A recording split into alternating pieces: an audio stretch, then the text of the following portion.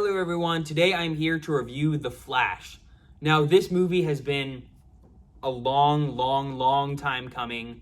I mean, they started working on this thing in the 80s, around the time Superman and Batman came out back in the day. They've been hiring a bunch of different directors and writers since like 2008.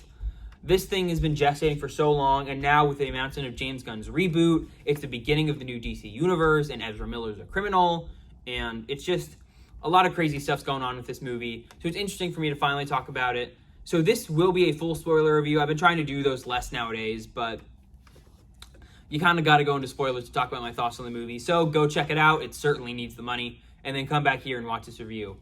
Without further ado, let's get right into it. I'm just going to start off with a couple criticisms of the movie. The CGI was definitely rough at times. That's something to point out.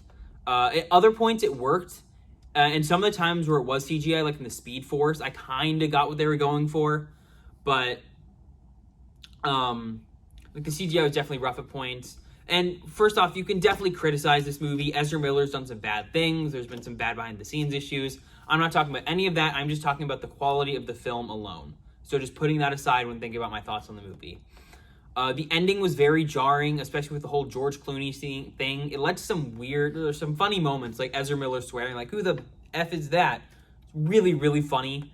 And definitely sets up an interesting, like, new future. But I feel like if this really was the end of the DCU, they could have given it a more satisfying final scene, perhaps with Ben Affleck or Michael Keaton, Sasha Calle, if that's how you say her name. I feel like that would have been more satisfying of a final scene. It was definitely funny, but it was just kind of weird. Especially that kind of implies that the timeline with Ben Affleck and Henry Cavill and Gal Gadot, that just kind of implies that the timeline's been erased.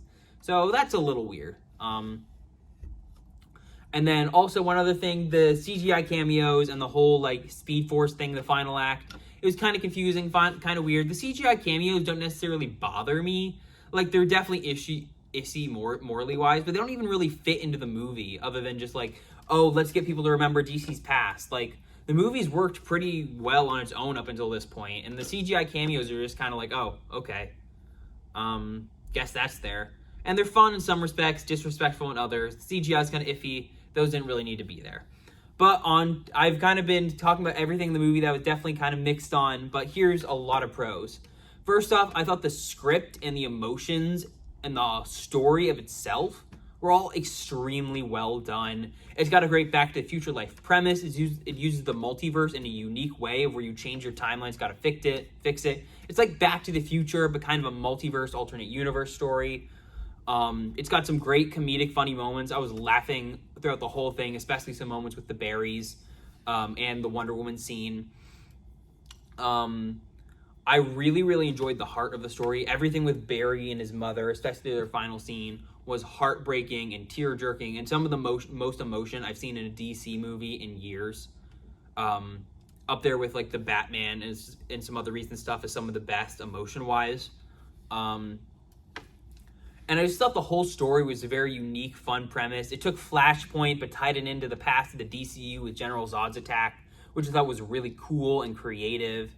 It brought in Michael Keaton's Batman. It was just a fun way to kind of tie together all of DC's heritage while also being a fun story in its own right.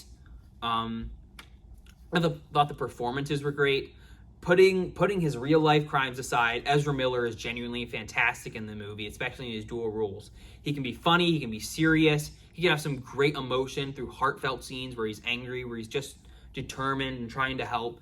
He's phenomenal in this movie, and it's too bad that, he's kind of cuckoo pants in real life.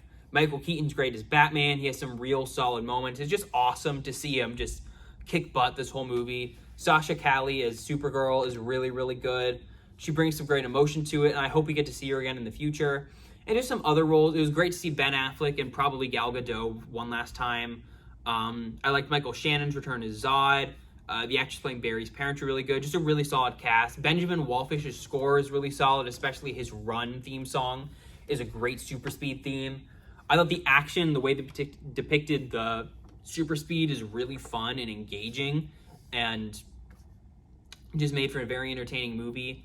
I enjoyed just so many of the action sequences and moments and the rules they gave to speed. And the movie is just consistently entertaining throughout. It's filled with so much heart and comedy And just, you can tell there's a lot of love and passion made of this movie. People call this one of the soulless DC films.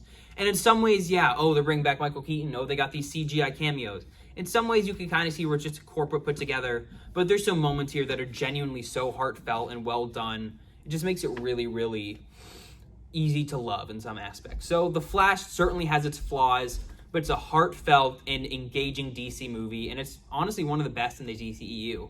So I'd give The Flash a 9 out of 10, and I'd say recommend it. That being said, I am very excited for James Gunn's Superman Legacy and this new DC reboot. Coming up soon, a lot more videos over the next week, so stay tuned. Hope you guys liked the video, and I'll see you soon. Bye for now.